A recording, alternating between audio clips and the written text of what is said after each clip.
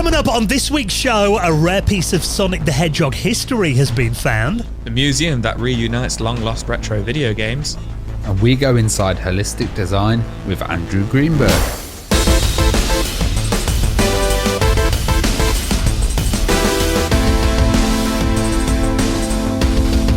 And the Retro Hour podcast is brought to you each and every Friday with our great mates at Bitmap Books. Now, one of their books, we'll tell you more about in just a bit, and one of their most ambitious books to date, I'm Too Young to Die, The Ultimate Guide to First-Person Shooters, covering the early experimental years of the genre that now rules the world. You can check that out and the rest of their retro gaming collection at bitmapbooks.com.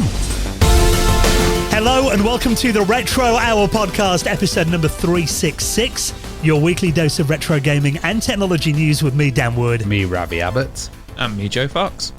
And very nice to be joining us for another hour-ish, or like about an hour and a half if we're honest, of that retro gaming goodness where we bring you up to speed on all the big stories from the world of retro gaming and technology from over the last week. And of course, we bring you a very special guest on the podcast in the second half of the show. And Ravi has got a big announcement to make right at the start of this week's podcast. Oh, yes. So I've been organising a show for the Amiga computer, an Amiga UK show, because there's not been one in the UK for a long time. You know, we mentioned that we're going around the world to different Amiga events. We've been going to Germany, which is really busy.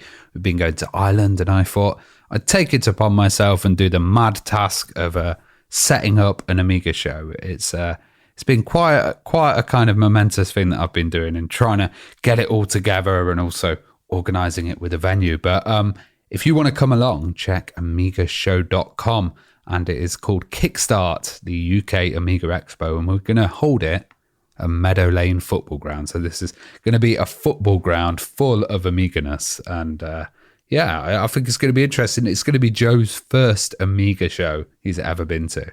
Who says I'm coming, eh? No, I was going to say it. I'll be there. I'll 100% be there. I'll be there with bells and whistles, and I'm really excited for this. I think it's going to be really cool. Not only one of my best friends is putting it on, which is incredible, but also bringing the Amiga scene to Nottingham, and also just kind of big retro game scene in Nottingham at the moment as well. Like, it's as if like Ravi's really helping. You know, you've got a big hand in kind of making Nottingham like a premier kind of like retro scene again, which I really love. I hope so. Yeah, this is going to be on the 1st and 2nd of July. You know, we're starting out, so we're going to start a bit smaller, and then we're going to grow bigger, hopefully in the future, and hopefully make this an annual thing. So hopefully you could come and join us, and we also will have a little retro hour table there as well. It is amazing that you're doing this, because the last big Amiga UK show I went to was the one in Peterborough. Yeah. Back in, when was that, 2016? Was it 2015, 2016? I think so. It was a while ago, but that was really cool. That was Steve Kreisman that organised that one. Yeah, and that was one of the first shows that I went to with you. You know, we went to the Amsterdam one in the same year. But the fact there's been nothing on this scale like a UK-wide Amiga event since. I know there was plans to do one, but then COVID came along and, you know, that didn't happen. But I think, you know, the fact that we go to Ireland most years and we go to Germany, it is great to see something on this scale, a massive UK event that's going to be happening over an entire weekend. I love the fact that it's happening in Nottingham as well, and I don't have to book a hotel for the weekend. Yeah, that's a bonus. But we've also got some cool people coming along. So we're going to have the DMA Designs team coming down as well, and they'll talk about Lemmings. So yeah, check out amigashow.com and you'll be able to sign up to the newsletter, but also get tickets this Sunday, because I'm going to appear on Amiga Bill's stream and do a live ticket announcement, which should be good fun. Yeah, so you heard it here first. Kickstart coming up, the massive Amiga Expo, 1st and 2nd of July this summer in Nottingham. All the details at amigashow.com. And I've got a feeling there will be people who will travel from various parts of the world to be there as well, Ravi. So let's make this the biggest Amiga event yet. I've got a good feeling about this.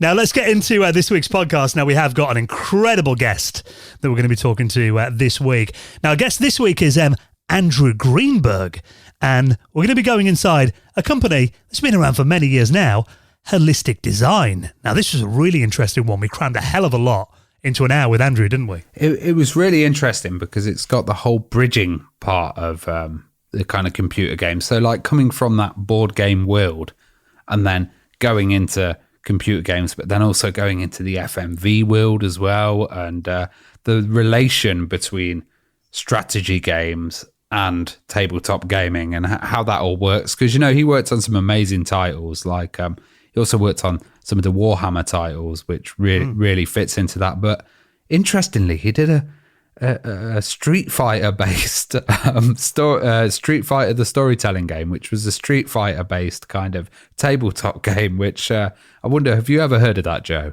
What, the Street Fighter tabletop game? Yeah. It rings a bell, but I don't know if it's just getting like mixed in with all the different tabletop games that are like coming out at the moment, or like retro ones from the late 80s and early 90s. But I am looking forward to hearing about that, because it does sound pretty interesting. Yeah, and he was also behind, you know, he worked on classics like Battles of Destiny, the massive Emperor of the Fading Suns games with the, you know, there's a new enhanced edition of that that came out in recent years. I think there's like been a new patch for it, a new update for it this week.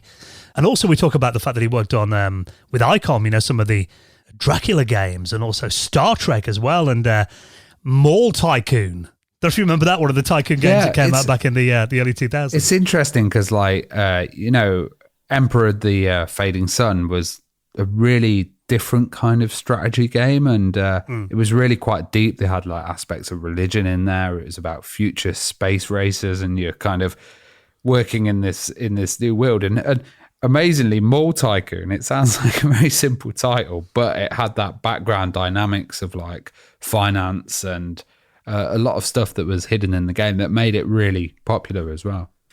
I saw Amiga Bill post the other day, actually, on Facebook. He went to, you know, Terminator 2, the Galleria, the shopping mall we go into. The actual real mall is closing down this weekend. Oh, no way. Yes, it's literally, he went in there and took a few pictures of it all abandoned. All the shops like shut down and boarded up. Is it Ace Combat? Yeah, I think that's long gone, unfortunately. But, you know, here in Nottingham, you know, we had a big shopping mall that shut down a couple of years ago. So I think a few of these businesses that run them could actually do with playing Mall Tycoon, I think, too. For sure. To get a few ideas and brush up their skills, I think. So, yeah, a really interesting chat with our special guest, Andrew Greenberg. He'll be on the show in around half an hour from now. Now, of course, before that, the first half of the podcast, we bring you up to speed on what's been happening in retro over the last week. And it has been a busy 7 days in retro gaming. And this article, I've seen linked up in quite a few places, actually. And I think this is a really nice, if very ambitious idea. This is a museum in Japan that is aiming to reunite gamers with their original long-lost retro games. I really love the idea of this because of, you know, I think I romanticize it. It's a little bit inside my head, like that one day this could happen to me somehow. But yeah, this is a museum in Japan that is run by a guy. He's actually a developer. He's actually a games developer himself. So he's in the industry, but he also runs this museum. So his name is Junji Seki. Sorry if I've ruined that, but I'll call him Seki from now on. But essentially what he's doing is he's opened this museum, which actually opened back in 2015, but it's only just started to pick up traction, you know, online and stuff. And it is named the Cassette Museum in Tokyo. So now, I've got a feeling that cassette in Japan, that they call cartridges cassettes. That's by true. The looks of this. I was going to clear that up. So yeah, so they call it Famicom cassettes. So the original family computer, the NES, you know, the Famicom NES, as you know, if anybody doesn't know. So we'll call them cartridges because it's just easier for us. But what he does is it is an entire retro game collection in this museum, which I think is a cafe as well. And he's just got walls and walls and walls of these Famicom cartridges. And I don't know if you guys are familiar with the Famicom cartridges, but they're the same width of our NES ones, but they're about half as tall, and they're quite colourful with the labels on. And as you know, I've got plenty of SNES and N64 games and stuff with people's names written on them and felt tip and stuff like that, or across the labels sometimes. And what's unique about it is they are names written on the cartridges. And what he does is he essentially invites the guests to come and have a look at it as you do in a museum. But if you think that the game was your game from your childhood, then he will hand deliver the game to you, and you buy it from him, and you get to decide whatever cost it is. So you get to decide how much you buy from it, and it goes back into the museum on the condition that you tell him the story of how you lost the game or how you sold the game, you know. So he tries and gets a history of the game, and then he posts that in the museum and on the website, which I think is really interesting. And that is cool, although a lot of people's stories would just be, my mum threw it in the bin. Yeah, I imagine. But, maybe he'll get a little bit more insight of like, this game was my second ever, Famicom game and I loved it, blah, blah, blah. And then I traded it in, or as you say, my mum chucked it out or whatever. But like I said earlier on, I just think there's something quite I don't know, quite fascinating about it. I mean, it's very unique because, writing on the top of the cartridges and stuff, that's not something I was used to. But having a manual with a name written in it, or inside a box or something like that, or some weird sentences, I always enjoyed buying something off eBay. And then opening a manual and being like, oh, look, there's hints in here. Yeah. Homemade hints, from somebody. Yeah, it's not something me and my brother did. But I remember at my old job, this was, when these things very rarely happen, but a friend at my old job was like, oh, I've got a load of N64 games you can have. And she gave me the carry bag of them. I offered her money and stuff. She's like, no, you can just have them. And I went through it all and she had a name written on every single one of the N64 cartridges. Like down the side of them. So, people did do it, and obviously this guy's made a whole museum about it. So maybe it was more common in Japan for them to write it on the label than in the manual. But I agree with you there, Ravi. I remember cousins and friends and stuff writing all over manuals and especially cheat codes and stuff like that in them. I used to write on my games because I remember at school I loaned a game to a kid at school called, do you remember the game Yi Kung Fu? Oh, it was like... rings a bell. Yeah, mid-80s. Or at least you game. spoke about it before. Wasn't amazing, but I had it on the Commodore Plus 4. Yeah. And I remember a kid at school wanted to borrow it off me.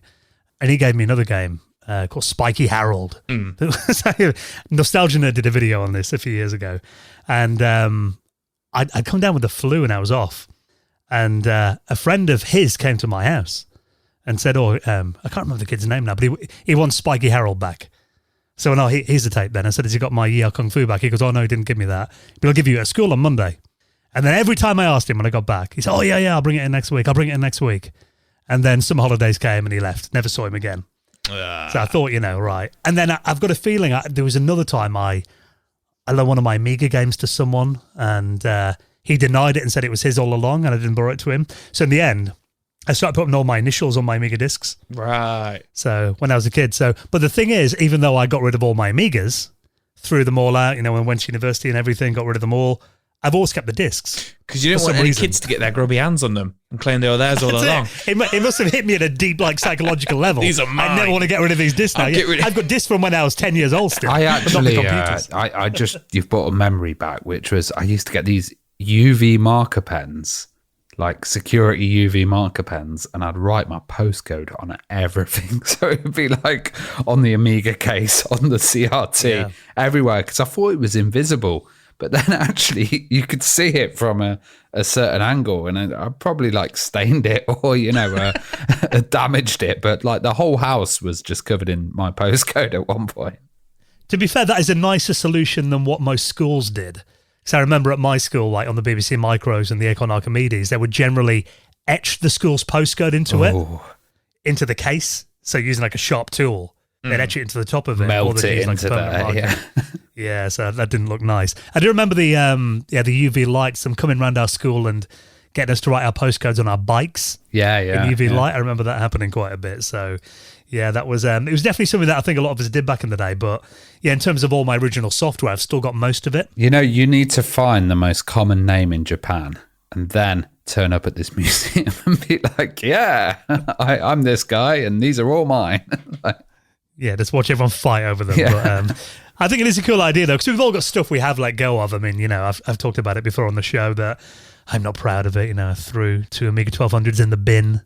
Threw a Commodore 16 out once. I threw about 3 Amiga 500s out just in the bin. Stop with the horror story, Stan. It's horrible when I think about it. But I kind of hope deep down that maybe one of the bin men saw it and thought, that's cool. And he kept it. It got rescued somehow. Yeah, probably went in the crusher if we're honest. But it would be nice if one day I got reunited with my original machine. That is something really nice to think about, isn't it? That people could get their original games back again. I do love it, going off slightly off topic there, but just with Dan, Mr. Amiga, well-known YouTuber, podcaster, really loves his Amiga, chucks him in the bin, runs over them in his car.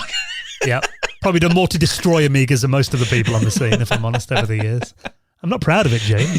Bring it up too much, but I've made up for it since, I think, with about 15 Amigas in my house now. I'm doing my bit. We'll let you off. So, very nice idea. And I think it would be cool to see this kind of branching out a bit more, to like British museums. That'd be quite cool, wouldn't it? If there's something happening over here where you can maybe get reunited with your long lost games. So, I wouldn't trust Brits. Every single person would go, yeah, that's mine. Joe Fox, who's he? Yeah. So if you want to read more about that, a good article on Kotaku talking about that, I'll link it up in our show notes as well. Now, this is one thing I never thought I'd read. Someone's got Google Maps working on the humble Commodore 64. Yeah, this is quite a small channel that I follow, actually, Arctic Retro. And he's got some really interesting stuff on there. And then this popped up, which was getting Google Maps working on the C64. And we've seen stuff like, maps, Google Maps that were done in Zelda previously. And that was kind of rendered with their graphics. This is like an actual photo, but they've done it at the lower kind of, the color palette of the C64. And it looks really interesting. Now, this is actual Google Maps, isn't it? Yeah. Streaming from the internet with a new device called the, I think it's the Y C64 or the WIC64, which again, there are several of these out there. These are kind of network cards you plug into your 64. Allows you to get on the internet. There's, the Y modem. I've got a few of them already. But the thing about this is that makes it quite unique is the YC64 developers actually have kind of a bulletin board style service that you can connect to that allows you to explore a few different services that they provide for the Commodore 64, even things you think would completely defy the hardware limitations of the machine, including, as he shows in this video, it's embedded on this Hackaday article that I put in the show notes as well. He's got a fully functional version of Google Maps that streams from the internet that massively downscales the images in the color depth to show on the Commodore 64. But actually, you are looking at satellite photos, maps, and even the coolest thing about this is you can do Street View. Yeah, it's pretty mad. I don't know how many people are actually going to be planning their routes on this or, trying to spot features. But you could zoom in on your own house and look at it on a C64, which is pretty amazing. But also the services that it includes are like a RSS reader as well. And there's like radio stations and stuff. And I think this a SID Music radio station. Oh, yeah. SID really Music, of course. Yeah. And I think this is a really cool little device. I love these kind of ways of expanding, older systems. And, you're not using the you're not using the original hardware, but you're still kind of going through the C64. You're displaying it, and this seems like a nice little cheap solution.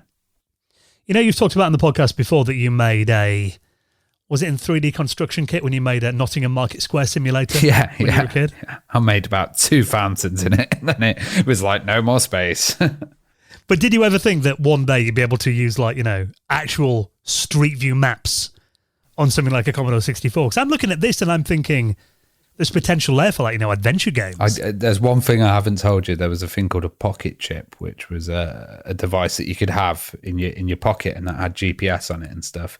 And I'd have a live Pokemon map for Pokemon Go with like Pokemon's locations connected to Google Map running on that in my pocket when I really got into there. So I could see that it was possible. Yeah. Because it's just kind of receiving the data. It's just the wireless interface, really, and they've worked out a method of displaying it. And I think this could probably go onto many other systems. You could start seeing Google Maps all over the place. I was imagining you walking around the streets with a massive Commodore CRT monitor and a Commodore 64. No, I'd need an SX64, wouldn't you? Yeah, lookable, yeah. Yeah. So this new service looks great, though, as well. There's also online multiplayer games that you can play. You mentioned that RSS reader and the SID radio tunes station on there as well. One thing I think is very cool is it links you up to the what's called the CSDB, which is an online database of Commodore 64 programs and demos that you can basically download and stream to your Commodore 64. So really it's like an app store for the 64 that you can stream software to your machine. It's amazing getting connectivity on machines. It's when they're offline, you're constantly transferring stuff, but just having access to all of that stuff online instantly it really like speeds up the whole experience. Yes, there's some really good innovation happening in the Commodore 64 scene right now. If you want to check that out, I'll put that video and all the other stories in our show notes as well.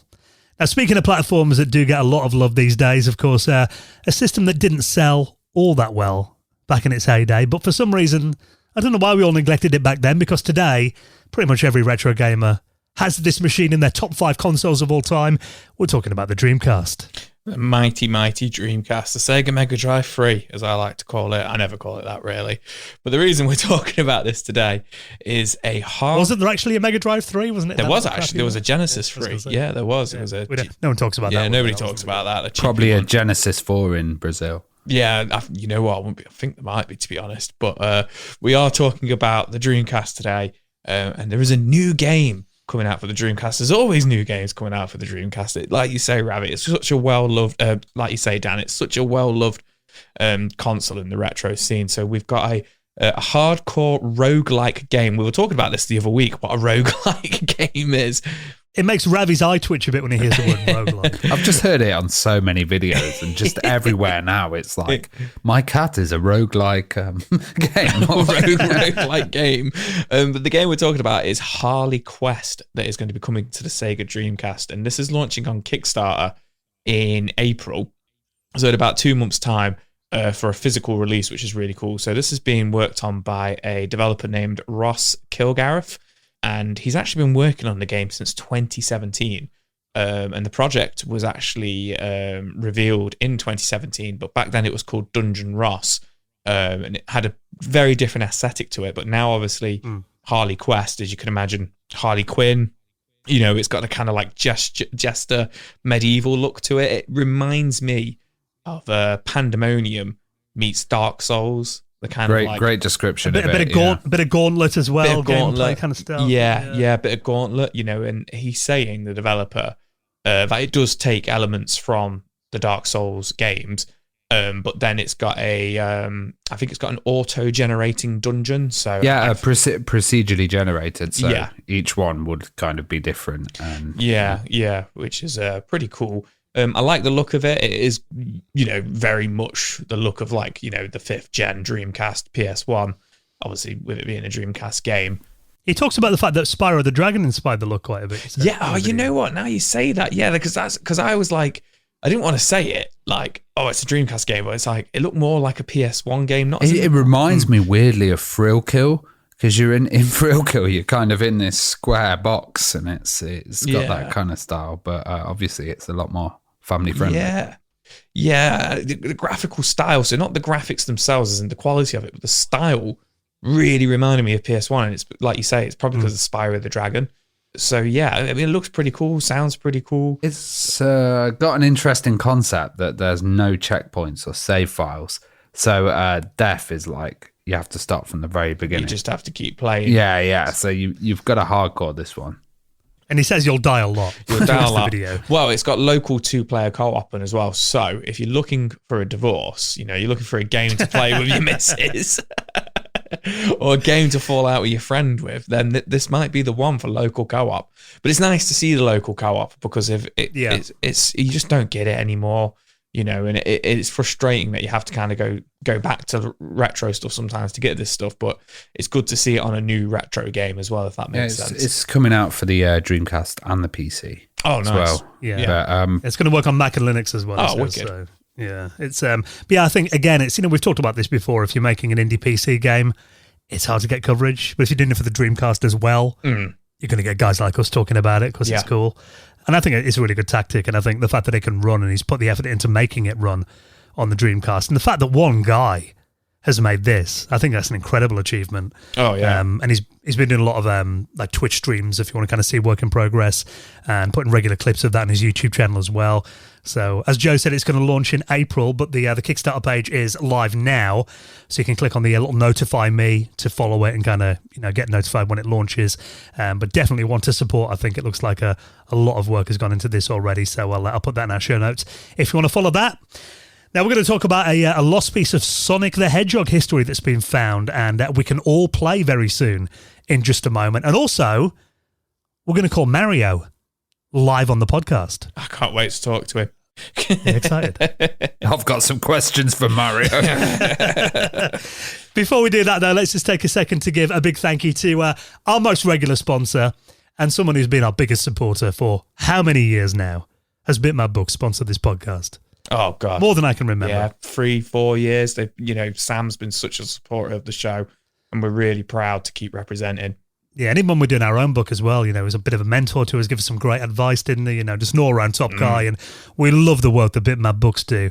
And one of their books you should absolutely check out, their latest book, it's called I'm Too Young to Die, The Ultimate Guide to First-Person Shooters.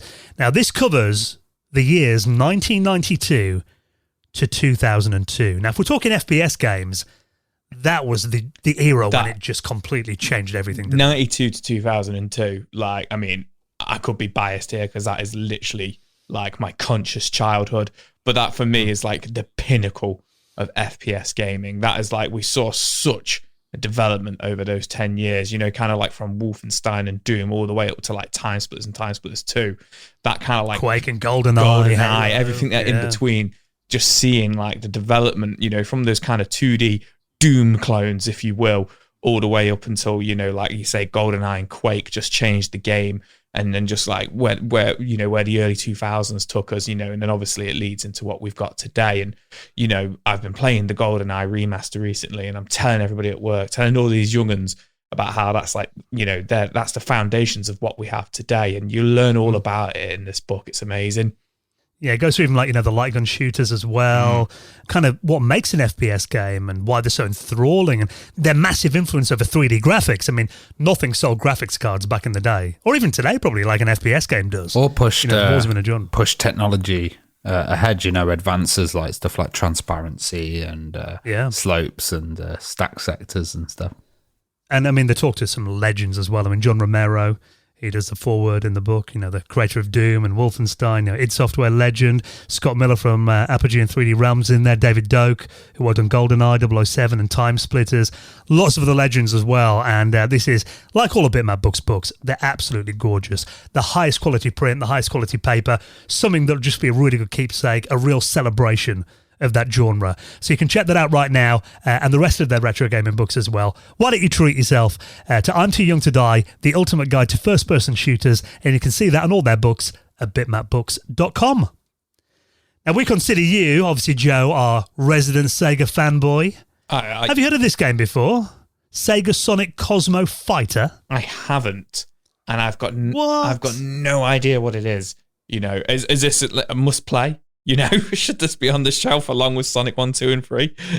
I've never played it. I don't know. I was kind of banking on you to tell us about it. Oh. But what this was, I have done a bit of research. Oh, good man. Quite rare that we do that before we do the podcast, but I thought I might look it up. Now, this is a game that came out in 1993. Right. And this looked quite interesting because it was really a hybrid between a shoot-'em-up game and a kid's ride. Okay. So it was released pretty much exclusively in Japan originally as part of Sega's Waka Waku range of games. Okay. So the way you play it is it was a 2D shoot 'em up game that you viewed from the top-down perspective, but you sat in this family-sized cabinet that was designed like a spaceship, and the cabinet would shake and move around during the ride. Right, okay. So basically it's a shoot 'em up game. There's also a ride. And looking at it, they kind of say the gameplay is quite reminiscent of something like Galaga. Okay, right. With enemy ships on the top of the screen and that as well. But the thing about it is, that it's Sega, so it's based on Sonic characters. Yeah. Now, this was originally a Japanese exclusive game, but it turns out they did do a very limited run English language version of this that bizarrely was released about 4 years later, just a few of them in Australia. Right, okay. Which sounds extremely random, but apparently it wasn't very popular. And for a while, there weren't many of these in the wild. But as it turns out now, like we hear so often these days, there has been a English version of this game found by a collector, and this is someone on Twitter who's called I Am Amazing 100, who's apparently got a possession of the legitimate Sega Sonic Cosmo Fighter arcade cabinet that he's had in his collection for a couple of years now, and he's got the English language version of it, and he's dumped the ROM. This thing looks huge. I'm looking at the video of this arcade machine now, and it's it's kind of like an Outrun one as well. You know, it moves and it goes like left and right. And he's posting a picture of it, well, a video of it on his Twitter. Pretty amazing. And I think, you know, the fact that this is a Sonic game that the vast majority of Sonic fans will never have had the experience of playing before is very cool. Now, he said the ROM's been released. Unfortunately, right now, you can't play it on MAME, but apparently the next update of MAME will make this playable. Okay, that's cool. So he's kind of working with the MAME developers to make it playable. But so far, people have been kind of messing around with the ROM in hex editors and kind of looking at, you know, the audio file. Some people have ripped some audio from it as well. So here is a little bit of the audio from the English language version of the game. There you are, Sonic. If you want to rescue your friends, you'll have to down me first. Come on, you guys, get going. It's just you and me. You're awful. It's all over, Sonic. You're gonna pay for this. See you again, Sonic. Speed up! Hi, my name is Sonic. Dr. Robotnik is trying to capture our friends at the space station. Let's take off through space to rescue them. Oh! That is so like worse than folk quality. That's like, Why does... But even the voiceovers too. I mean, today, I think, is it Roger Craig Smith, I think is Sonic's current voice? That doesn't sound anything like that. Sonic. I don't think Sonic's ever sounded like... That sounded like... It sounded like Buzz Lightyear. hey, I'm Sonic. Yeah, he sounded like a proper, like, dashing hero. Like, I'm here to save the day. Like... Or like American sports announcer Sonic. But I think, you know, just the fact that Sonic is such a big franchise and anything that's kind of lost from that genre is going to be interesting to Sega fans, I think, isn't it? So it is very cool that ROM's out there and people are going to be able to play it at home on MAME hopefully very soon. So if you want to link to the ROM, I'll stick that in our show notes as well. Now, I know you can't wait for this, Joe. You've always wanted, since you're a kid, you've always wanted to ring Mario, haven't you, and have a chat? I've always wanted to have a chat with him. I really want to ask him, why does he sound like Chris Pratt? To be perfectly honest, like, what's going on there, man? I want to know if he's bold under that hat. Oh, yeah, absolutely. It probably will be by now. How old is he? But this is, I mean, obviously the new Super Mario Brothers movie. And there's been a new advert for it that came out. Was it during the Super Bowl, I think, wasn't it, last weekend? Yeah. And they showed it in the halftime. Which is a famous time for tech companies to kind of show off. You know, I think Toys.com was the big one that kind of collapsed after the Super Bowl advert. But, you know, it was lots of crypto companies as well, wasn't it, last year? And I've got a feeling it's that, isn't it, the most expensive advertising campaign? Yeah, one of the most expensive. I think it is the most expensive in the world. Yeah, I think it's watched by about 200 million people worldwide, so, you know, pretty big audience. And obviously we've got the new Super Mario Brothers movie coming out in 2 months. I think it's April 7th is a release date as well. So this new commercial came out to give us a bit more of a teaser on that. But the thing that everyone's been talking about is, at the end of the advert, you actually see a phone number where you can call Mario. Now, I've got my phone plugged in here, Joe. Hey. Do you want to talk to Mario? Let's do it. Let's see what he has to say. Well, the number is, let me put this in my phone. So I'm to call America for you here, Joe. So the number is, so do the dialing code, which is 001. This is based in New York by the looks of it. So it is 929-556-2746. I hope you're paying this bill if it's going to New York.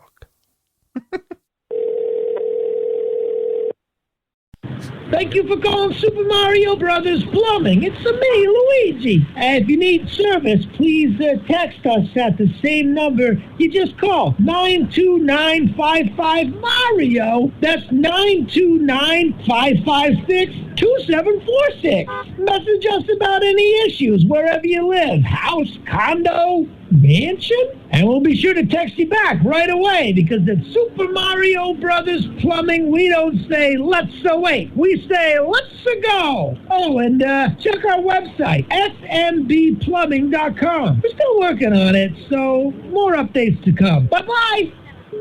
That was worth the 20 quid. Charlie Day, wasn't it, as Luigi? Yeah. It wasn't even Mario, that's Luigi. That was Luigi. I mean, maybe Luigi's voice actor, what's his name, Charlie Day, is cheaper than Chris Pratt, or is it just because he's doing a better job of it? He did sound more Italian than Chris Pratt, though, didn't he, in that one, especially when he said, it's Luigi.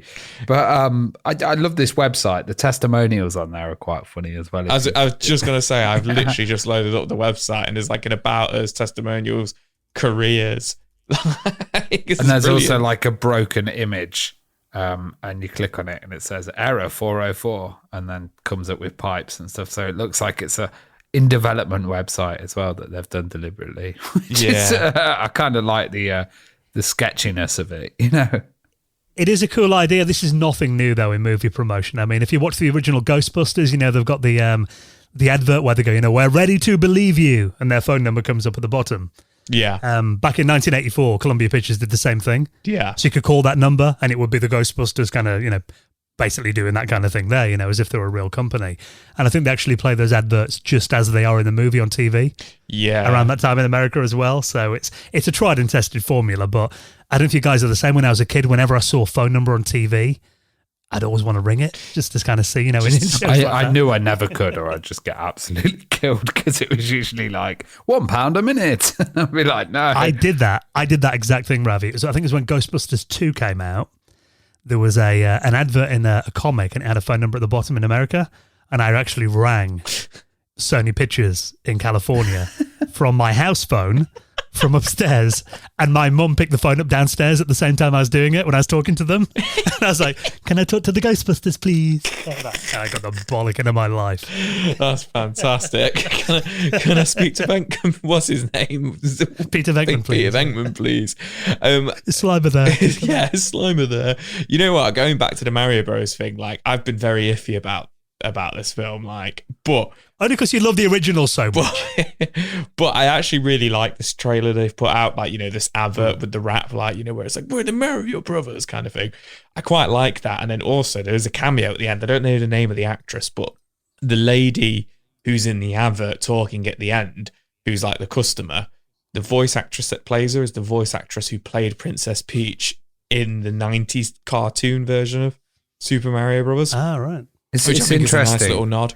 I just looked in the source code and there's a Powster, which is this company that seems to be making these websites. And they're doing them for obviously other films. So there's one for Elvis as well that came out. There's a Sam Smith interactive one and like Trolls as well.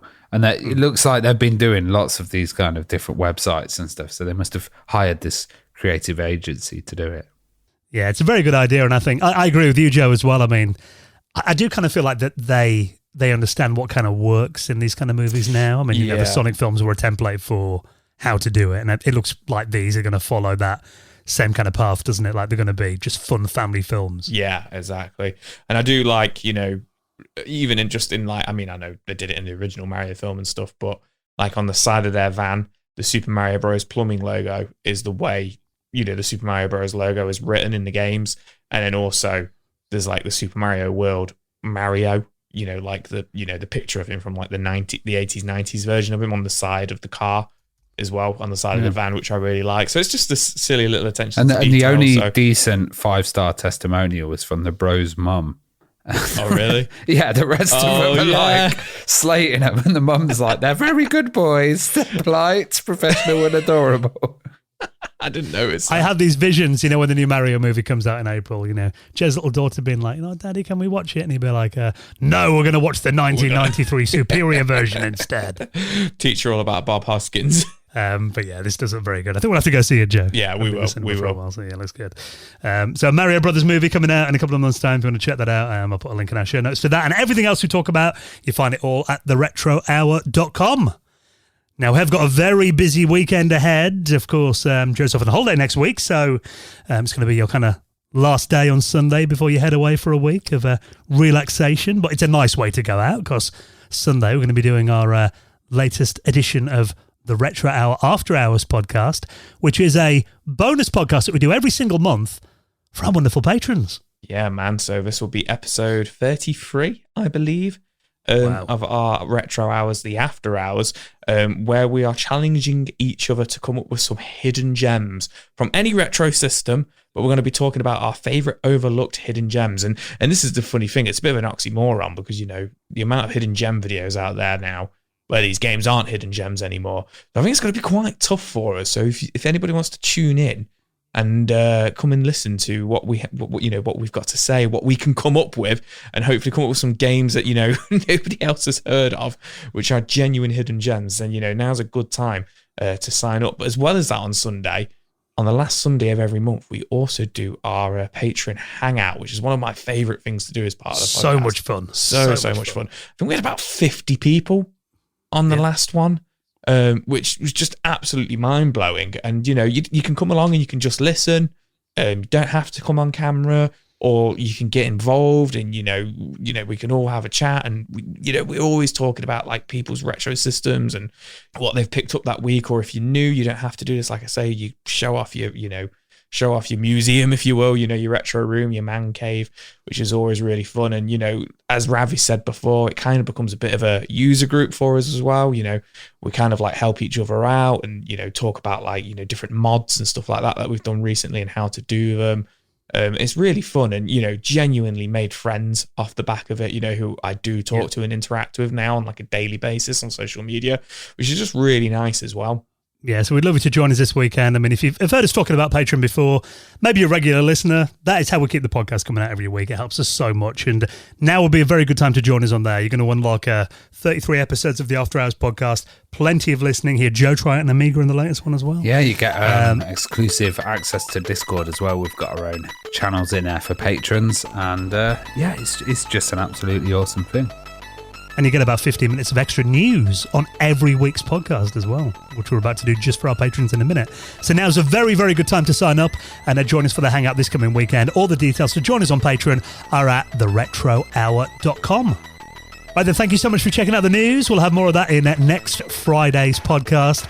And next, we're going to go inside the world of holistic design with our special guest, Andrew Greenberg. He's coming up next on the Retro Hour podcast.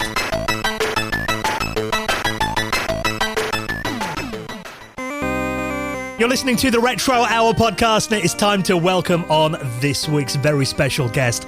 And we can't wait to get some stories about classics like Battles of Destiny, Emperor of the Fading Suns, Hammer of the Gods, and lots more as well, with our special guest of holistic design, Andrew Greenberg. How's it going, Andrew? It's going well. Thanks for inviting me across the pond. I love Nottingham. You're giving me the greatest hospitality out here. Bring me over more often, please. Even if it is only virtually, Andrew, it is very nice to talk to you. But I mean, before we get into those stories about these incredible games that you've worked on throughout your career, I mean, we always like to kind of take it back to day one and find out kind of what got our guests into the whole thing. So I mean, do you remember your first video game experience and where it all kind of started for you? So I actually, I understand how fortunate I was. In the 70s, my school actually had some of the earliest Apples. And I got to program my first game in 4th grade, which is really, even then I understood that was not an opportunity most people had. So we were playing these crazy text games on the Apples, mainly the ones that we were making. And they were horrible, but we had the greatest time doing so. So, yes, I had played the Atari and all that kind of stuff already. But having computer games that I could make and my friends made, playing with my friends made, that was the best. We'd have these ASCII characters running around, and we'd try and run them down. We could pretend they were anything we wanted them to be. But, they were just ampersands and hashtags and so forth, and we were driving them down somehow. So your imagination had to do a lot of work back then. A lot of work. No, absolutely. So, I loved all the Atari stuff right off the bat. As soon as friends of mine had those machines, we were having a great time with it. But being able to actually make my own and play with the games my friends made, that took it another level. So I was wondering, did you like get a system at home, and were you doing much programming on there? Oh yeah, I had a very powerful one, a TI 99-4A, a whole 4K of power in that one. That was tremendous. And so the first things I was doing, saving them to a cassette drive. And that was a lot of fun, completely useless garbage that I was doing. But in my mind, it was incredible stuff. And I was so delighted with the TI-94. It was a hand-me-down from my older brother, and I got to do all sorts of wacky programming with it, get my first word processor, dream of making my own word processor, because that thing was a piece of garbage. Just had a great time with it. But finally, I upgraded to the C64. And I do have to admit that while I got that with the intention of, I'm going to make all kinds of good games, so many good games on that somehow distracted me from making the ones I was going to make.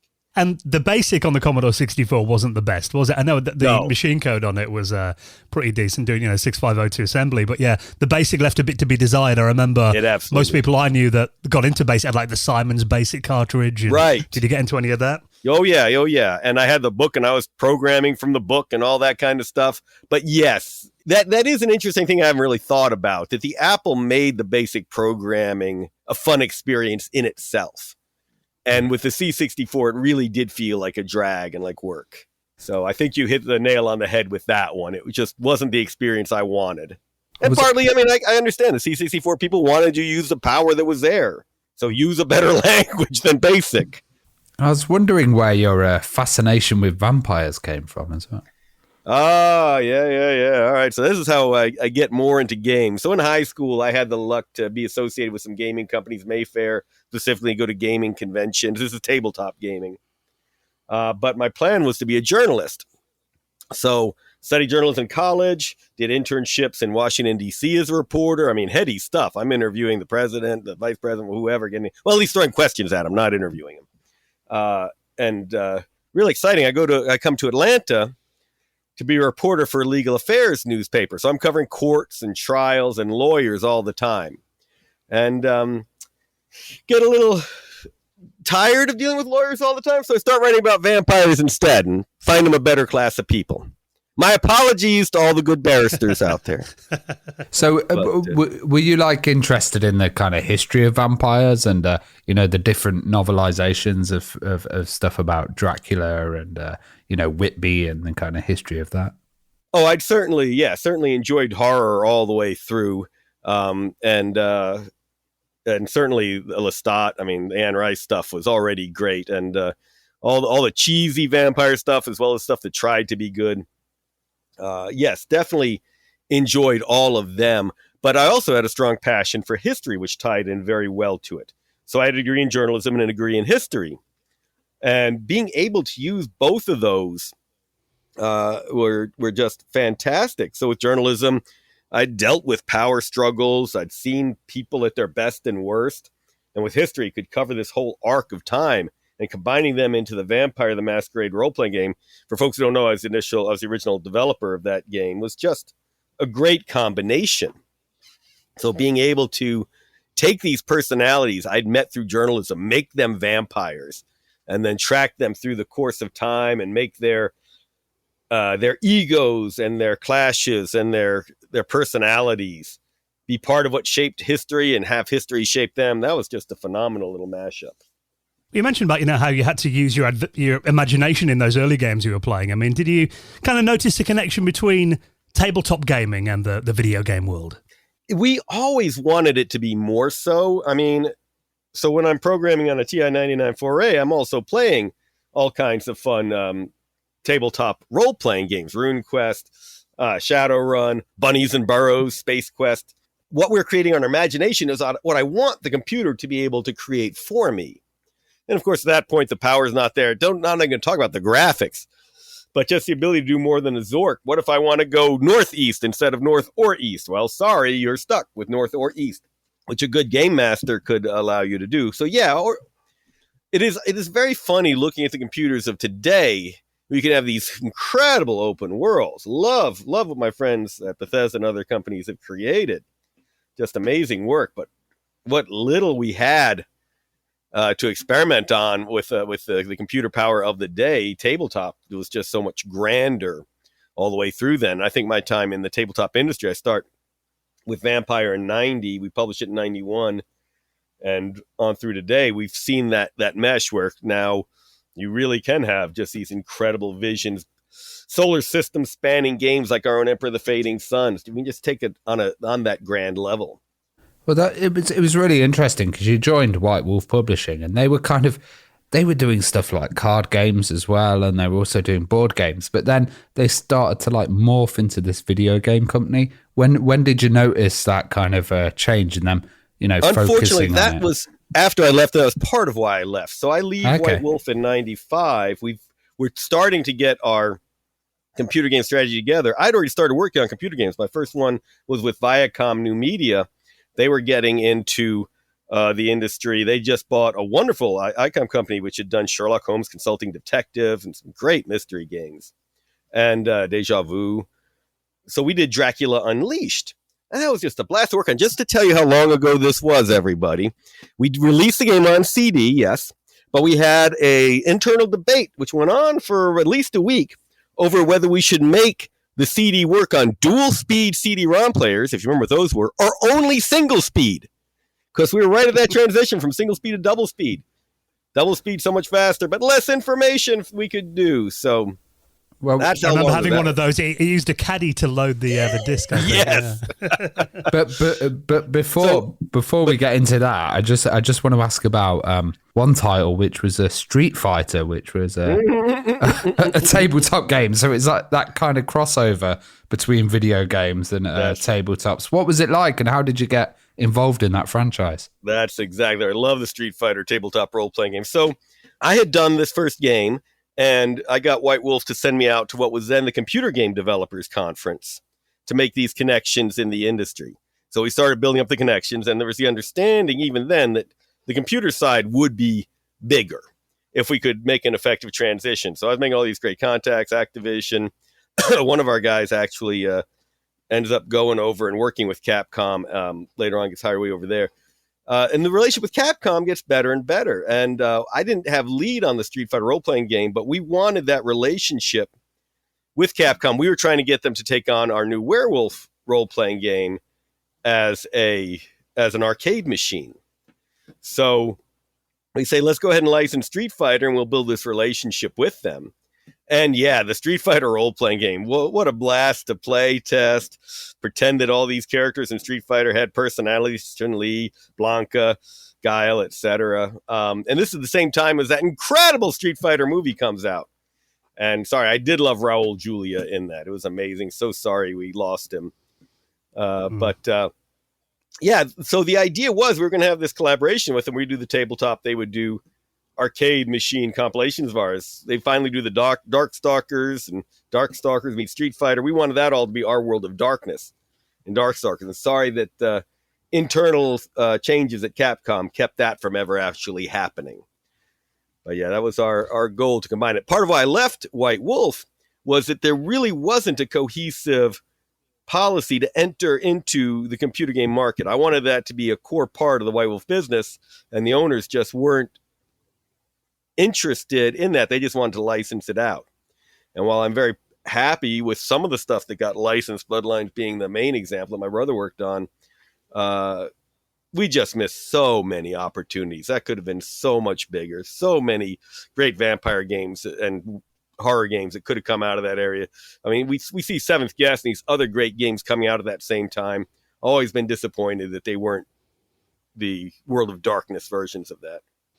Well, Street Fighter, the storytelling game, I mean, I thought that was a really interesting concept, turning a high-energy action arcade game into a tabletop game. And it was interesting, the fact that you had special moves in there as well. And, most of the characters were in there too. I mean, were there any ideas that got left out? And how did you go about translating that, the Street Fighter 2 into and that's a great storytelling game? That's a great look into it, because we wanted the character creation to be a big part of it too. Obviously, you had to play the great characters. You had to be able to be Blanca and go insane. We had to have Honda do the 1,000-hand slap, etc. But we wanted you to have new powers, new abilities, and so forth without it being a difficult game. So I'm a big fan of tabletop games like Champions, which are these great spreadsheet games where you create massive characters using all these points. But, I mean, it can take an hour or so to create a character. We wanted you to be able to jump right in with something you could see yourself battling with in the arcade. I mean, we were those guys who would go in and put our quarter on the Street Fighter machine in order to hold it for a while and keep battling back and forth. Loser pays the quarter, and so on. And we wanted to be able to translate that arcade experience to tabletop, but also give you the tabletop experience. And I think it accomplished that fairly well. I'm sorry that the relationship with Capcom didn't last as long as the stuff we had ideas for. There's so much cool character and adventure creation stuff that could have come from that. Like you're saying, fast-paced, quick, almost mindless, but then you've got the option to add all this wonderful depth to it as well. Well, he worked with Bill Bridges on the classic Fading Suns. I mean, what was it like working with Bill, and Any memories of that project? Oh, you can absolutely. share Bill with us? Bridges and I have been friends since the 80s. He went to college with my brothers, and we met in Richmond, Virginia. There was a gaming group there that ended up having people working at Chaosium, White Wolf, and other gaming companies all over the world. So we're still friends and business partners to this day. So I had him writing for me on Vampire. He did one of our classic early books called Hunters Hunted. And when we were doing the werewolf game, we built that game with a very small team in-house. But then we brought in Bill to manage the entire line. And it was great because he could add this. I mean, a very physical game that he understood and worked well, but then there's a whole spiritual and mental side of it as well, that he really added some incredible depth to Werewolf. And when we started HDI, it was this great story. Again, going back to CGDC, Computer Game Developers Conference. To those of you who haven't been to these, it is now GDC, a massive event in San Francisco. Back then, it was a tiny convention called CGDC in Santa Clara, where all the vampires are, California. And Bill and I went out there as representatives from White Wolf, probably 94, and we met two other game devs in the bar who turned out to be from Stone Mountain. We were then in Stone Mountain, Georgia as well. We'd never met them, had no idea there was a computer game company called Several Dudes Holistic Gaming. They just Nice done Battles name. of Destiny. We're wrapping up Hammer of the Gods and getting ready to get Machiavelli, the Prince, also known as Merchant Prince, out the door. And we met in the bar and just got to talking, hit it off very well. Bill and I were very frustrated with White Wolf's inability to have an actual plan for the intellectual properties. We wanted to do something where we could combine computer games, tabletop, and more. And so did these two gentlemen, Ken Leitner and Ed Pike. So we decided to go ahead and combine efforts. When we got back to Atlanta in 95, we started Holistic Design Incorporated. And we released Machiavelli the Prince with Microprose. If you remember Sid Meier's old company, it was a delight working with him. And initially, Emperor of the Fading Suns was supposed to be done with Microprose. Unfortunately, they then got bought by Spectrum Holobyte, and all that changed, and most of their external projects disappeared as well. But Bill and I had already decided we were going to create the science fiction game that included all the elements of science fiction we love the most: cyberpunk, space fantasy, space opera, the intricate politics of Star Wars, the fun, crazy space fantasy of a Star Wars, and put them all into one big mashup where GMs could use what they want, and we'd have computer games to show it. So Ed Pike took lead on the Emperor of the Fading Suns game. Unfortunately, he ended up having to quit the company before it was released, so it became a big internal team, and Leitner took it over to make sure it finished, but we all worked on the last bits of it. And we did that with Sega Soft. For just a blip in time, Sega wanted to be in the PC market. And we were their best-selling game. And unfortunately, we never got good numbers on what the sales were, other than telling us we were their best-selling game. Well, we'll go deep into Empires of the Fading Sun soon. But first, We're both great. First, I was wondering about ICOM as well, and how you kind of got involved with them, and at that point that technology moved on, and kind of, you know, the technology was able to tell a better story with, you know, graphics and FMV and all of these kind of things. The ICOM folks, I mean, I was a big fan of their games on my Amiga back in the day. Bob Bates, Dave Marsh, and others there. I mean, so many really good designers in-house at ICOM. And I was very fortunate. Dave Marsh had been to gaming stores that were looking to do this horror line, starting with Dracula, saw the vampire stuff, loved what he read, and reached out to me directly. So I was very fortunate for that to happen. And we worked together, the scripting, design. It was a great dive into computer game design because they'd just been bought by Viacom. So the goal is to make interactive movies. So they want very much the skill set that Bill and I had. Bill worked with me on that as well. The scripting, the look into the understanding of horror, the ability to create a storyline that can go in many, many ways, but not go crazy, because frankly, we couldn't film that many scenes. This is This is a game with live actors being filmed, so you can only store that much. Everything has to come back to the point. Now, when you do a tabletop game, you say, this is the path we expect the players to go on. Here's some branches they might go, and here's how to get them back to the main storyline. And if they're going to take you right off the rails, enjoy it. Just go crazy and ignore the adventure and go where they want to do. You can't do that in a computer game, and certainly not in a game where you've got a set number of scenes that can actually be filmed and stored on the disc, especially if you're only going to launch it with one disc, which we were committed to. So like, you were getting back to a theme that you brought up earlier. The power of imagination in tabletop essentially makes it limitless. You can do anything. We can't do that even now with the computer game. We can make the illusion of it being limitless, but it really isn't. And with Dracula Unleashed, we had to really embrace the limits of what the computer could do. Even though, I mean, we were amazed. We were putting it on a CD. We could put so much stuff on it compared to the floppy disks of old. But the limitations, it's always interesting how limitations inspire creativity. So putting those limitations in place required us to add fun elements, make it more of a chase, make the time more of a focus to it. I mean, time was already an issue. There are things you can do in the daylight and things you can do at night. You're not going to meet Dracula in the daytime. So you can't win the game unless you can track down the lair. But night becomes this incredible focus for it. And it's putting that time, those time constraints on it became fascinating. Making inventory a game in itself. This is something I didn't really understand until later games like Diablo made the paper doll screen an integral part of the game. I've been amazed at friends of mine who will spend hours just putting different armor and weapons on their character, just spend all day on the paper doll screen and then maybe 15 minutes in game to get a new piece of equipment and then back to the paper doll screen. But understanding that aspect, I mean, in tabletop, you love working with the character sheet, but once I put the cool armor on, I'm ready to go on adventure. I'm not swapping stuff out all day long. But in computer games, making the character your own does require that visual component as well. And being able to swap out equipment, what am I carrying, what am I able to use in this next encounter, etc., becomes a very fun part of the game. We make a joke in tabletop, especially D&D, where the fighter's got his golf caddy along. Oh, I'll take the number 3 longsword for this encounter. Oh, no, give me the number 5 Vorpal sword for this one. But when you've got these specific limitations, really fun, juicy decisions players have to make on what they're going to carry with them, what they're going to use, and so forth. I think I went on a bit of a tangent from your question. No, it's really interesting. I mean, we actually had Dave Marsh, you worked with Icom on that game, on about 2 weeks ago, coincidentally, yeah, and it was interesting to hear a bit of his perspective on Dracula Unleashed. And I mean, from like the story side of it too, I mean, the fact you mentioned then that you went from, floppy disk-based games to CD, and CD held like, what, 650, it was a miracle. Megabytes?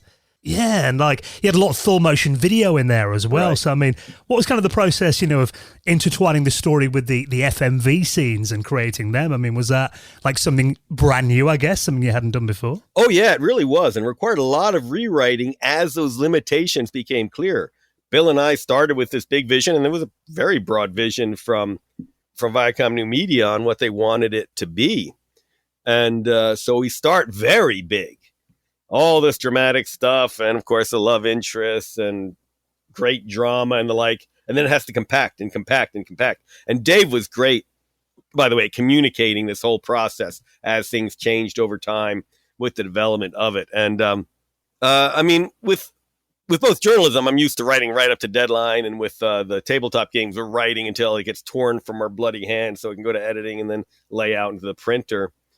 With this one, we're writing right up to the moment when the actor is presenting the dialogue. So, it was a very fascinating mix of writing for the actors, writing for the scene, writing for the constraints, writing for the genre. And I definitely admire Dave's ability to keep this all under control. Because he was clearly getting different directors from Viacom. Viacom came in and bought Icom with this broad vision. And then as they saw what was really involved in making games, it started to tighten and tighten and tighten. So. Well, Empire was a really interesting title. Mm-hmm. Like, had some very deep politics in the game, and it was quite involved.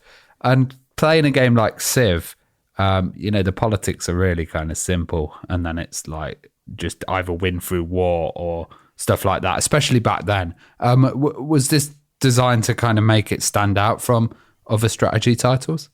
Yeah, you're quite right, and also all of us at Holistic, we're big history fans. War and diplomacy go hand in hand. You can win a war and lose the peace. You lose the peace treaty process.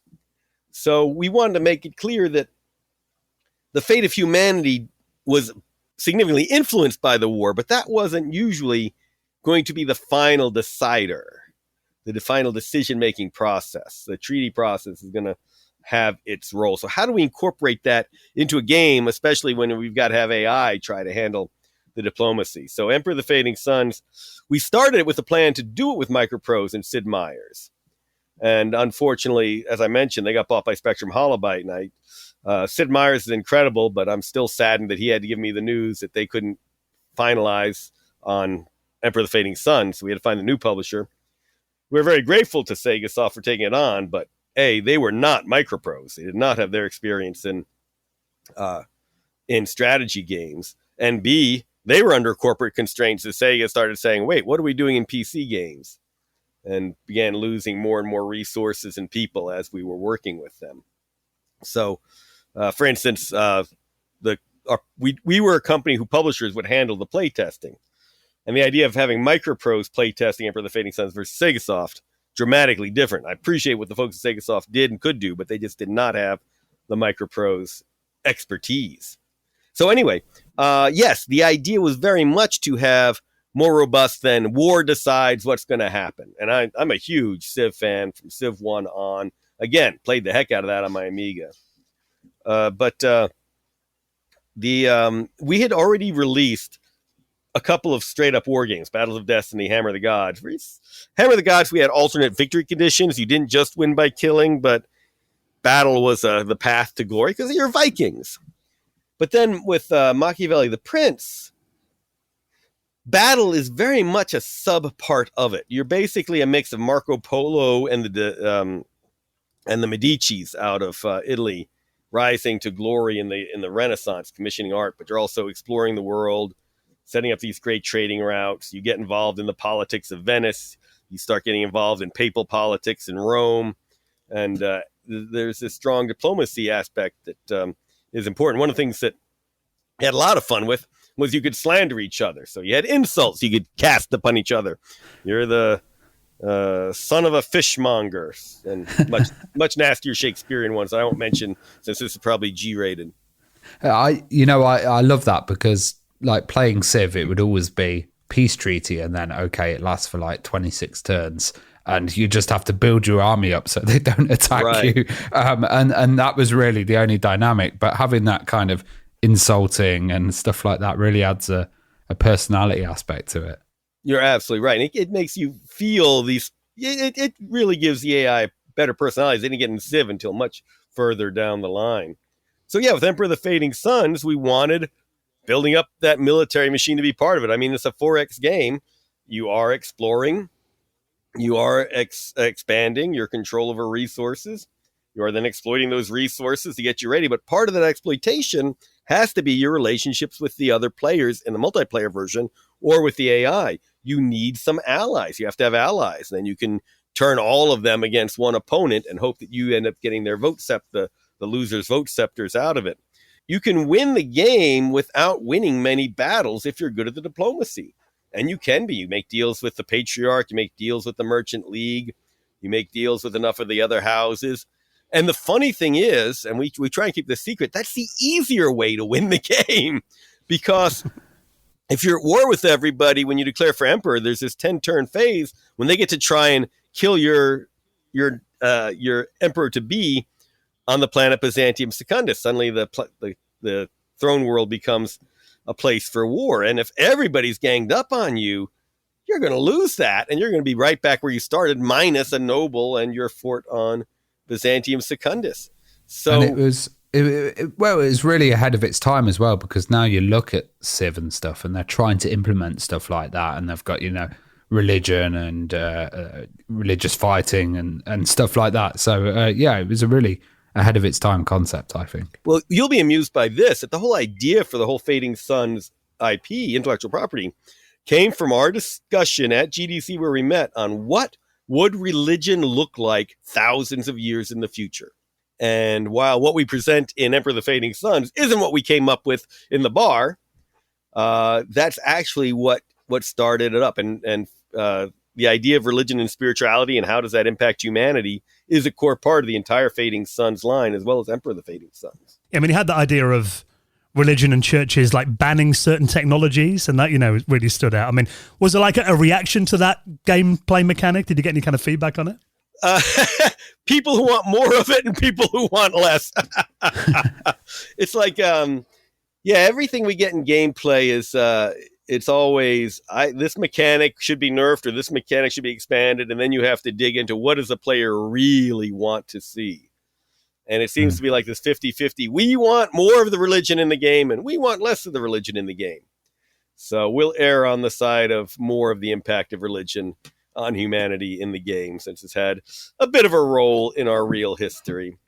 But it is, that whole prescription part is fun because the tech tree, you can follow a number of different ways up the tech tree to succeed. You can go straight for spaceships because building better spaceships is very important. You make better infantry units. You can go straight up the crazy theurgy or psychopharmacology for creating chemical shock troops and dervishes, which have their own abilities, psychic attacks, and so forth. So if you get the patriarch to prescribe these, a core part of somebody else's tech tree, you've really messed them up. And suddenly the church is against them with all of its influence and power and inquisitors coming to burn the labs. So, and it can backfire on yourself if you suddenly realize you need to research those technologies. Now the inquisitors are looking at your labs. A lot of fun. Again, how do you give players more fun decisions they can make? Do I take a risk and go for these high-power techs that have been prescribed? Or do I go for the low-power runs and risk that someone who's ignored the patriarch will just steamroll my units? Was it hard getting that balance, especially with like lots of different units and different abilities? Balance. Yes, absolutely, because there are a large number of them. Now, we love multiplayer games. All of our games have been, with the exception of one recent one, have been multiplayer. And in multiplayer, the best balance is you see someone else getting in the lead, everybody else gangs up on them. When you got AI, much harder to do that effectively. When you realize what techs the AI are going for in a single player game, you can definitely mess with their decision making by getting the patriarch to prescribe some of those. The AI is not nearly as good at that as you will be, but fighting against the AI can still be a very interesting challenge. You mentioned before, that multiplayer was, really the way to play it. I mean, what were the considerations needed for good multiplayer in the game? And was it tricky to kind of set that up? Definitely tricky. It's not a game. You mentioned the game Empire before. Big fan of the game Empire and the versions of it that came out over the years. But again, everything is pretty completely balanced. And we did the same with our Battles of Destiny game. And we start getting away from that with Hammer of the Gods. You can play humans, elves, dwarves, I'm blanking on my own. Anyway, but each of them has their own win conditions and their own specialty units. So we start changing that idea of everything being the same, which makes it easy to balance, and giving them all specifics, saying, how can we make this a good competition in multiplayer?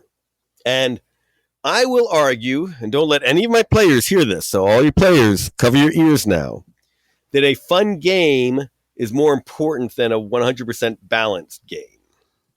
Okay, you can all uncover your ears and listen to the rest of this.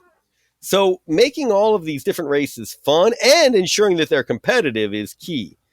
When you have 2 players in there, that's a little rough. As soon as you get 3 in there, that's kind of the golden point where they can provide the balance if it is missing in the game itself. Now, I like to think in our games, we have crunched numbers and really focused on getting the balance right, but in different players' hands, that will always change. I can balance the game as much as I like, but I can't balance the players. So you might have an experience where the Dakados are just weak because they've got all their planets, all their resources start on different islands they have to get to. Whereas the Lihalan kind of have this one world that's pretty well linked by deserts that they can quickly travel through. But I would argue the Dakados have certain units and other things that give them a big advantage in other ways. So in someone else's hands, the Dakados have a big advantage over the Lihalan. So one thing we tried to encourage is a lot of different styles of play. And there is no one best route to victory. Now, some of the players will have argued with us on that, especially in some of the older versions of the game. I think with the current rebalance that we launched, by the way, I didn't even think we talked about this. There's a new patch on GOG. For those who don't know, Emperor of the Fading Suns came out in 1997. We released the 25th anniversary patch last year. And enhanced version, yeah. Yep, Emperor of the Fading Suns enhanced, and we just released a new patch on GOG, and the new version should be up on Zoom platform pretty soon as well. So anyway, with that said, I think with the rebalance we've done, we've added more ways for all these different strategies to be valid, and maybe not 100% equally valid, but within a good playable ratio. And it's always fun to put your own restrictions on it. Can I do this without researching the really nasty pestulator artillery and plague bombs? Can I do this without getting psychics and making the church mad at me and trying those out? But what we've tried to do is give players a lot of different ways to enjoy the game. And that's the feedback I love hearing when players come up with new ways I never thought of that make the game so appealing to them. You know, you mentioned that it was a 25th anniversary and, you know, the game's been kept alive all that time. I mean, do you think it was in part because of modders and the user-created content? I mean, was that a big part of keeping the community going? Oh, thank goodness for the modders and UGC, user-generated content. Yo, absolutely. And one of the core members of the team that's been doing the patch, Matt, was one of the biggest modders with his very popular Hyperion mod. And I mean, this is something that I kind of knew getting into tabletop, but realized going out to conventions and meeting people who are playing the games, I loved what I was doing. I mean, we won awards. People thought this was the greatest thing since sliced vampires. But then I would hear what players came up with. I'm going, I would never have thought of this. This would never have come to mind for me. I'm glad they're doing it this way, but holy cow, that's wacky. The best thing about games is how players make them their own. I think this is true of all games. When we play... I'll go back to this game Empire. For those who don't know, it's the classic 4X game. You start with a city, you build, you explore, you expand, and the AI or other players are doing the exact same thing, the exact same units, no tech tree. You're just doing the units you can get and grabbing cities as quick as you can, and it comes down to your strategy or sometimes some lucky rolls that the computer is handling. But giving modders the map editor for that suddenly made it a lot more interesting. And we did have Battles of Destiny, our first game, where we shipped the map editor with it so players could make their own maps. And that was great to see. And realizing they're going to come up with stuff I'll never come up with. We did a little bit of that with other games. With Emperor of the Fading Suns, that's where we really did our best of getting those tools into the user's hands. And I love playing the mods. I love seeing them being created. I love seeing stuff I never would have thought of. People like Matt, who worked on Hyperion, their level of creativity using our tools, so delightful. And it is a blessing to have them out there. I love playing what they create. I mean, in the end, we used to joke in the tabletop world. We all got into the game industry out of graft and corruption because we go to conventions, we've got our new game, and what's the main thing I want to do with my game? I want to trade it to somebody else for their game so I can play it. So I wanted a big stack of $500 worth of books so I didn't have to spend $500 on games. And I just want to play more people's games. And it's also true with the computer stuff. I want to see cool stuff other people have made as much as I want people to be playing what I made. I used to go to my local Games Workshop store and they'd be doing huge tabletop battles, and I'd start bringing out like models of 1940s cars and stuff, and they'd just be like, "Get out of here!" You know, I was like, "Yeah, that's really cool." That kind of user creativity. Well, another title that you worked on, which was quite interesting, was Star Trek Starfleet Academy as well.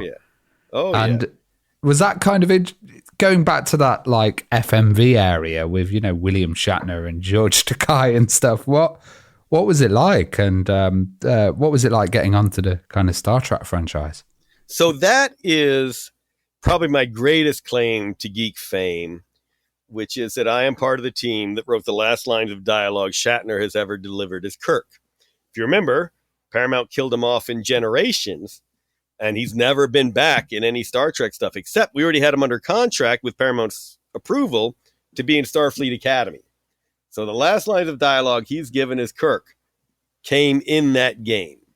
So, yeah, I mean, obviously, huge Star Trek fan going back to childhood, back when it was only classic Trek. And, of course, then Next Gen just makes it, again, so much more wonderful. It was a great experience. And, again, it comes out of the tabletop computer game side, where after we couldn't really make a go with Capcom, I tried to make a go with... and why am I blanking on the name? Interplay, is it? Interplay. All I could think of was Intel. Sorry, I've been watching too much stuff on chips recently. Yeah, Interplay, great company. Rusty Buchert, a lot of good people, a lot of excellent people over there.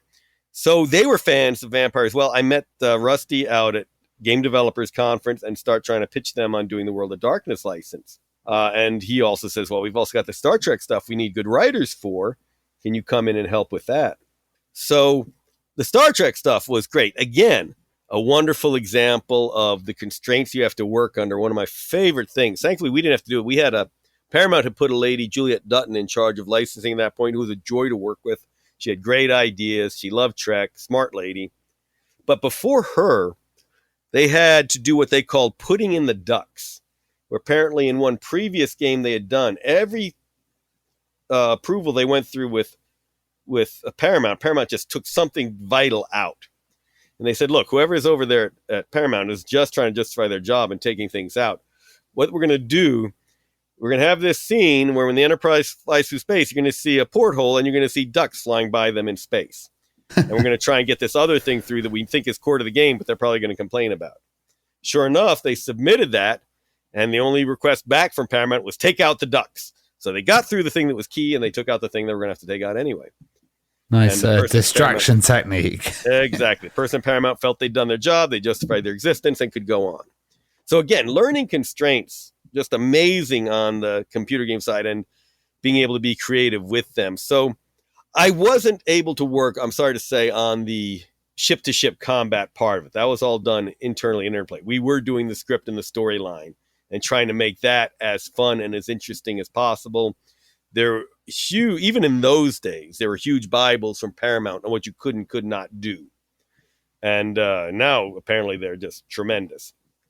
But memorizing those, being able to work, and more importantly, finding the things those Bibles could inspire you to do. How do you do the Kobayashi Maru, which now is a big part of the TV shows as well? Obviously, we had to implement that in Starfleet Academy. So how do we make that a fun thing to do and stay within the Paramount brand? Because while Kirk famously cheats to win, Starfleet officers don't cheat. So what can we do in this case? How can you beat the only thing that Kirk ever beat? Because players don't want to lose. Players want to win Kobayashi Maru, but you can't win the way that Kirk did. We have to find a way to give that a satisfying experience to players. All of those different aspects. And then, yeah, getting to write for Takei, getting to write for Shatner, Nimoy. Yeah, that was tremendous. Well, another title that you worked on as well was a Warhammer title, and it's kind of returning back to that like tabletop area as well. And what was that like working with Warhammer? And did you end up coming to Nottingham and kind of checking out the stuff there? Well, we had to kick all the model cars off the miniatures table, I'll tell you that. No proxies in our games. So, yeah, we're gamers. We love the mini side as well. HDI, we published a few mini games of our own. And we were fortunate that the group Mindscape was working with SSI. We had a friend there who, again, a big fan of our games. They'd just gotten the Warhammer license and had to get games out quickly. So they reached out to us and others to get these moving. And we did Warhammer 40K Final Liberation, also available on GOG. And working with GW, a lot of people have horror stories of it. We loved it. Andy Jones was there at the time, a number of other great people we got to work with. Just a pleasure to deal with, because they had this great license, they had some resources, and they had a huge passion for the games they were creating. So Andy came out. I did not get to go to Nottingham. My partner Ken Leitner got that trip, had a great time. His favorite part, I think, was the pub in the basement of the Games Workshop headquarters for some reason. But we had a lot of fun playing with the minis as much as we could. Like I said, we were already minis fans, but we had to grab all kinds of the stuff at that time to buy it. So this is the era when 3D is starting to come into computer games. We did a little bit of 3D modeling for Emperor of the Fading Suns, but mainly for the introductory video and to create the models. In the game, it's traditional 2D art. For Final Liberation, this is going to be the first 3D Warhammer game. There was a series at that point that SSI had been doing of World War II tank games, the Steel Panthers line. And we wanted to base it around that, but in that game, you've got tanks and men. In our version, because it's epic 40K, you've got titans and orcs. So you've got these things that are 10, 20 stories tall and little people running around at the same time. So we're having to fit these models on stage. I remember one of our artists screaming because we told him that he had to make his orcs 8 pixels. He had 8 pixels to build an orc. He pulled it off. But yeah, the idea that the orcs and titans and other war machines all had to be on screen at the same time was, wow, an interesting combination. And these great fantasy weapons you could combine. One of the things we realized with that game was, because we're not doing really a traditional 4X game, it's more a tactical style game, we have to remove some of the juicy choices we used to do. Yeah, when you take areas, you do get new resources and the like, but resource accumulation, unit creation, etc., aren't really the goal of this game. The fight had to be the goal. I mean, it is Warhammer of that period. The battle had to be the thing. So they had to make the battle as fun as possible. In many ways, not only do the units have to be cool and those immediate combat tactical decisions have to be cool, but each fight had to be a puzzle you had to solve as well. Your brain had to work on multiple levels. You had to plan strategy and tactics to be effective in that game. And I think that's what a lot of the fans really loved about it. It's really hard when you got your minis to do a long-term campaign, because at some point the cat's going to knock them all off the map anyway. But because you got to play these for months and months. But with this, you could do that thing you'd always dreamed of. Start with a small core unit of Space Marines and build out and finally get those Titans and do great battles and so on. So just a fun ability to build. And one of the issues in games is, how do you teach the game? So this was a nice way to give you that core bit to start learning in the first scenarios until you're experienced enough to really make good use of the Titans and the like. And if you look at like Games Workshop titles as well, they were very hit and miss back then. There were some successes, there were some ones that weren't so big, and then some which were unreleased. But the kind of aspect and the angle that you have on it with the 3D landscapes, that was used like a lot later on. It went on to like titles like Dawn of War and stuff like that. So it really was kind of a groundbreaking Games Workshop title. Yeah, we definitely think so. We're glad there's still so many fans. That's another one we wanted modding stuff out. We had this whole list of expansions. I mean, there's so much stuff in the Warhammer universe to build from. Chaos was going to be the next one. I think we put some of that out. But then Mindscape lost the license. So much for the rest of those. But that's one. I mean, you have issues because GW owns the IP and we would own the engine, but then it's also going through Mindscape. It really becomes a pain for modders to work on. Something like Emperor of the Fading Suns, where we own everything, is so much easier for modders to work with, because we can say, yeah, you can't make money on this because that puts our IP at legal risk, but you can definitely do it. It's so much easier that way. But boy, did I want to see what modders would have created with those epic tools. Well, a really interesting title came out in 2002, Mall Tycoon, which was a business simulation game where you got to design your own shopping mall. And where did the idea of that come from then? And how did you want to kind of define yourself from the other tycoon games that were out there? Again, the 3D side is an interesting part of this. So we were working with Take-Two. Take-Two had bought Talonsoft Interactive, which was a really good strategy game developer. And we were trying to republish our old Machiavelli the Prince game with them as merchant prints. Unfortunately, a lot of the old Talonsoft folks who made it such a great strategy company ended up leaving after the Take-Two buyout. But we now had this relationship with Take-Two.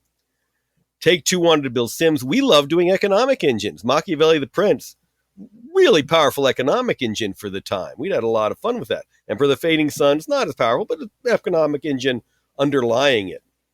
And they're a lot of fun to make and tweak and play with. Talk about balance. Balancing an economic engine is a whole new level in algorithms and mental contortions. So we were enjoying Tycoon games. Obviously, Sid's Railroad Tycoon, played the heck out of that on the Amiga as well.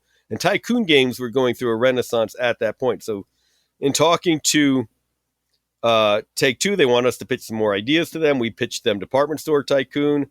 We settled on Mall Tycoon, and then the budget started shrinking. But in the end, that game ended up making us more than any of these great classic strategy games. Lowest budget we'd had for a game by far, painfully low budget, but great sales on it. So it's an interesting one. Graphically, it was the first 3D Tycoon game.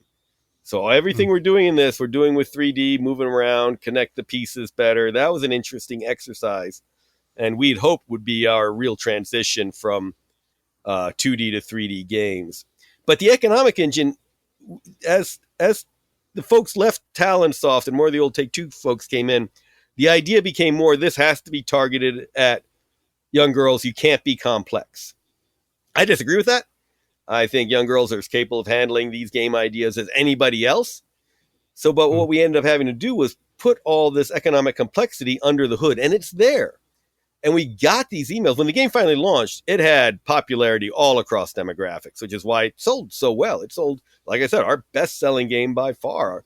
That's, I bought a hybrid Honda out of that, called it my Mall Tycoon Mobile. Not exactly the same car as the Doom folks got in like, but very happy with our... Well, it spawned a couple of sequels, didn't it, the game? Indeed. It did indeed. And again, with lower and lower budgets. That was an odd story. But we kept all that economics under the hood. You could tweak all the marketing aspects. Are you going to go for an older audience, younger demographic, males, females, rich, poor, etc.? All this demographic stuff is in there with the store constructs, how you market it, etc. It's all in there, and you can tweak all these elements if you go under the hood. It's available, but most people couldn't see that. The folks who did see it would write in loving it. There was another game at the time that I really enjoyed called Capitalism, which is nicknamed MBA in a Box. Because, wow, did he go in depth on what you could do.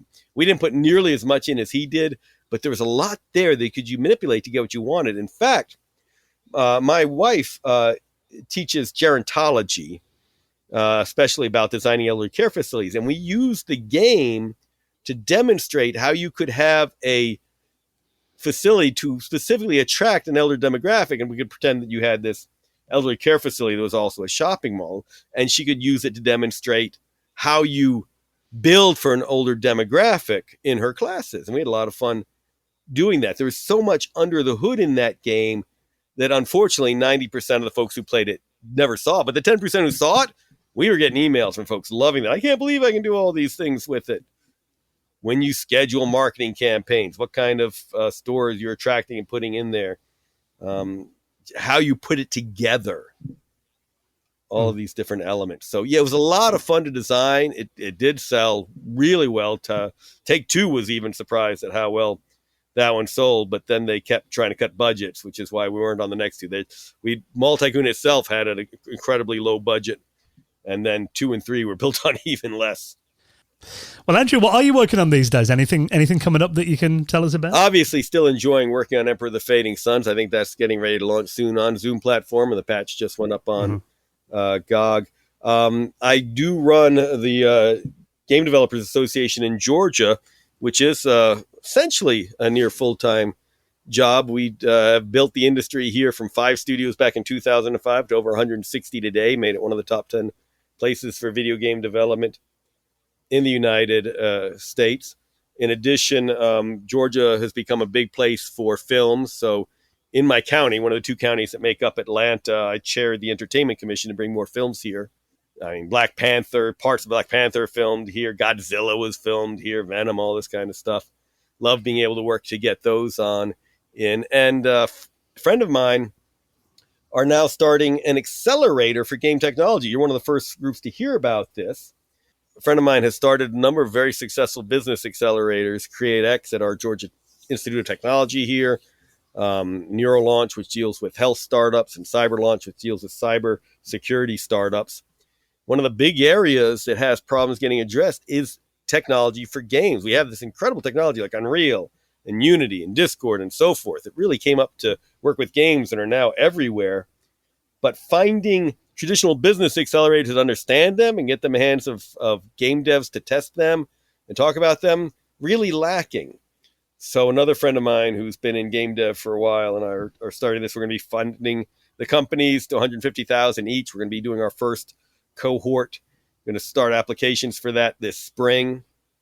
And the idea is to have new startups, get them to build their technologies and be able to get them immediately in the hands of game studios to put the technologies to use, instead of having them need to spend all this time just finding the customers, getting customers to test it, and so forth, since we've already got so many good studios. So really excited. The technology has always been an interest, well, a core part of the video game side. Those limitations, what we can do. As we start removing more and more of those limitations, we allow developers to do more and more really cool things. I'm looking forward to putting new tech into devs' hands and seeing what gets created as a result, and me getting more fun games to play if I ever have time to do so. That's always a challenge, isn't it? Hours in the day. Well, Andrew, best of luck with that, and it's been an absolute pleasure to talk to you. And of course, I'll link up the enhanced version of Emperor of the Fading Suns in our show notes as well, so people can go and check that out. Thanks so much for coming on and reminiscing with us over the last hour. It's been wonderful to talk to you. Glad you got Dave on. That's fantastic. Folks want to check out more, the Georgia Game Developers Association is ggda.org, and Holistic Design is holistic, HOLISTIC -design.com. Thanks for having me on. Really appreciate the chatting.